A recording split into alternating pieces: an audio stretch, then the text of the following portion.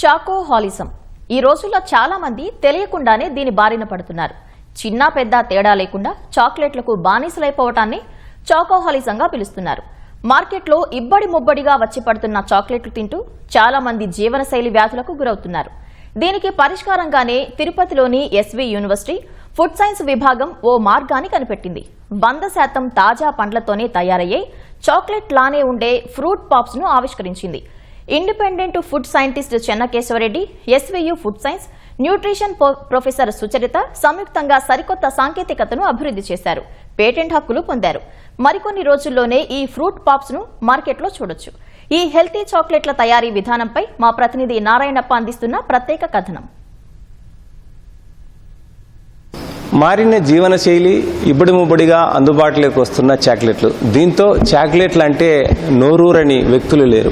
విపరీతమైన చాక్లెట్లు తింటూ ఓవైపు ఊబకాయం, మరోవైపు డయాబెటీస్ వంటి రోగాలతో ప్రజలు ఇబ్బంది పడుతున్నారు. ఈ నేపథ్యంలో తిరుపతి ఎస్వి విశ్వవిద్యాలయం ఫుడ్ సైన్స్ టెక్నాలజీ విభాగం పండ్ల ద్వారా చాక్లెట్లను తయారు చేసి చాక్లెట్లు తిన్నా కూడా ఎలాంటి ఆరోగ్యపరమైన సమస్యలు లేకోకుండా ఉండేందుకు పరిశోధనలు చేసి ప్రత్యేకంగా చాక్లెట్లను తయారు చేసింది. అసలు ఆ పండ్ల ద్వారా చాక్లెట్ తయారు చేయడానికి దారితీసిన పరిస్థితులు ఏంటి, ఇతర సైడ్ ఎఫెక్ట్స్ లేకోకుండా ఉండేలా ఎలాంటి చాక్లెట్లను తయారు చేస్తున్నారు, ఈ విషయాలు తెలియజేసేందుకు మన దగ్గర ఎస్వి విశ్వవిద్యాలయం హోమ్ సైన్స్ డిపార్ట్మెంట్ హెచ్ఓడి, అదేవిధంగా పండ్ల నుంచి చాక్లెట్ తయారీలో పాల్పంచుకున్న యంగ్ సైంటిస్ట్ మన దగ్గర ఉన్నారు. వారిని అడిగి మరిన్నో తెలుసుకుందాం. మేడం, అసలు ఈ ఫ్రూట్స్ నుంచి చాక్లెట్ తయారీ అనేది ఎలా సాధ్యమవుతుంది, ఏ విధంగా తయారు చేశారు? ప్రజలందరూ కన్వీనియన్స్ ఫుడ్ అంటే టక్కన తినడానికి ఈజీగా ఉండే ఫుడ్స్కే ఎక్కువగా ప్రజలు మొక్కు చూపిస్తున్నారు.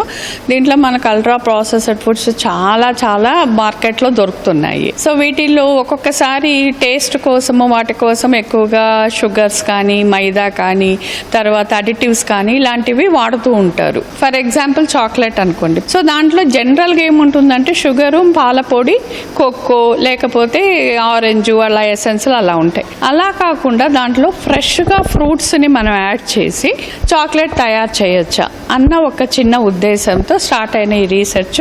ఈ విధంగా మాకు 2012లో పిహెచ్డి స్టూడెంట్ చెన్నకేశవరెడ్డి ఇక్కడ పనిచేశాడు. తను అంతకుముందు కూడా 2 పేటెంట్స్ ఉన్నాయి తనకి, అంటే అవార్డెడ్ పేటెంట్స్.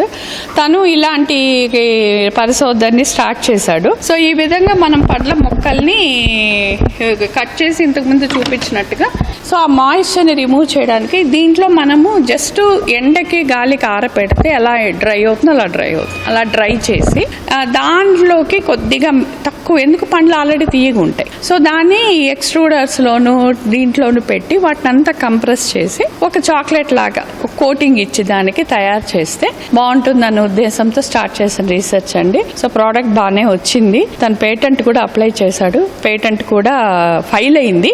బట్ మనకు అది అవార్డు అవ్వడానికి ఒక 3 years పడుతుంది. ఈ విధంగా ఉంటాయి. వీటిల్లో రకరకాల పండ్లని కలిపి దానికి ఒక కోటింగ్ ఇచ్చి ఒక చాక్లెట్ లాగా తయారు చేయడము ఈ చాక్లెట్ పాప్స్ యొక్క ఆబ్జెక్టివ్.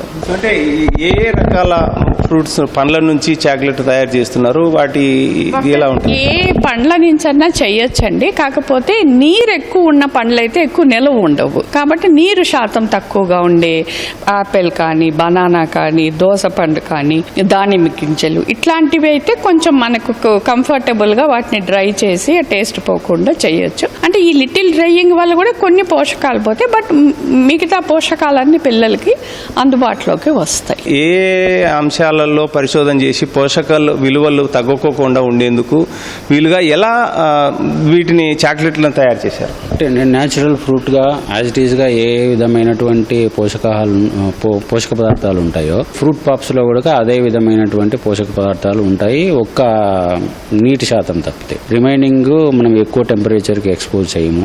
ఆ తర్వాత ఎక్కువ ప్రాసెసింగ్ మెథడ్స్ యూజ్ చేయము.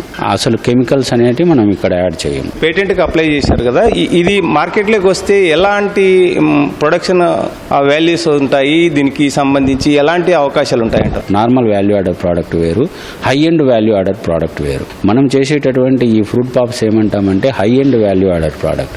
అంటే ఇంటర్నేషనల్ వైడ్ కూడా మనం ఎక్స్పోర్ట్ చేసేదానికి అవకాశం ఉంటుంది. అంటే ఒక మ్యాంగో నుంచి ఒక 10-20 ఫ్రూట్ పాప్స్ మనం డెవలప్ చేయొచ్చు. ఇంటర్నేషనల్ మార్కెట్లో ఈ ఫ్రూట్ పాప్స్ $2 అమ్మినా కానీ మీ ఫార్మర్స్కు ఎక్కువ ఇన్కమ్ వచ్చేదానికి అవకాశం ఉంది.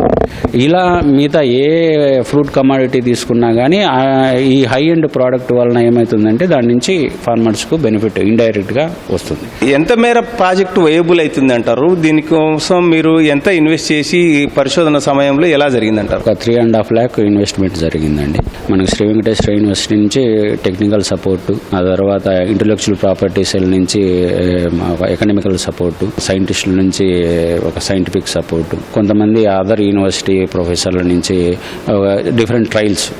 ఎందుకంటే ఒక ఫ్రూట్ కాదు కదా, చాలా రకాలైనటువంటి ఫ్రూట్స్ ఉండడం వలన మేము డిఫరెంట్ ఫ్రూట్స్ స్టడీస్ చేయడం జరిగింది. డిఫరెంట్ యూనివర్సిటీస్లో కొలాబరేట్ అయ్యి చేయడం జరిగింది. దాదాపు 10 సంవత్సరాల నుంచి ఈ వర్క్ చేస్తూ వస్తున్నాము. ఇకపైన చాక్లెట్లకు బానిసలైపోయిన చిన్నపిల్లలు కావచ్చు, పెద్దవాళ్ళు కావచ్చు, ఎలాంటి ఇబ్బంది లేకోకుండా ఈ పళ్ళతో తయారైన చాక్లెట్లు తినేందుకు మరికొద్ది రోజుల్లో ఎస్వి విశ్వవిద్యాలయం రూపొందించిన సాంకేతిక పరిజ్ఞానంతో పండ్లతో తయారైన చాక్లెట్లు మార్కెట్లోకి రానున్నాయి. కెమెరామెన్ శేఖర్తో వి నారాయణప్ప, ఈటీవీ న్యూస్, తిరుపతి.